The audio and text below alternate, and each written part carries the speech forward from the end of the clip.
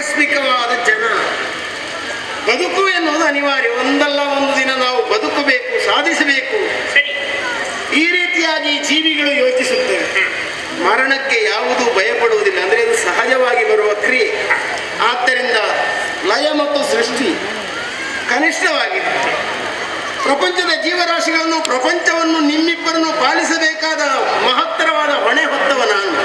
ಆದುದರಿಂದ ನಿಮಗಿಂತ ಶ್ರೇಷ್ಠನಿದ್ದೇನೆ, ಜ್ಯೇಷ್ಠನೇ ನಾನು. ಒಪ್ಪಿಕೊಳ್ಳಿ.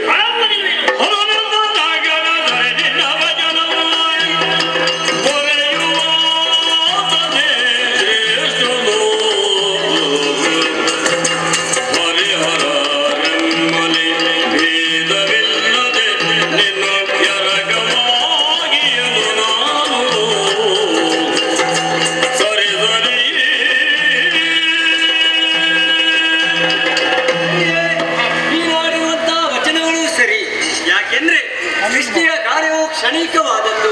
ಯಾಕೆಂದ್ರೆ ಬ್ರಹ್ಮ ದಿವಸಕ್ಕೆ 84 ಲಕ್ಷ ಜೀವರಾಶಿಯನ್ನು ಸೃಷ್ಟಿಸಿದ್ರೆ ಒಂದು ಕ್ಷಣಿಕವಾಗಿ ಅದನ್ನು ಸೃಷ್ಟಿ ಮಾಡಬಹುದು.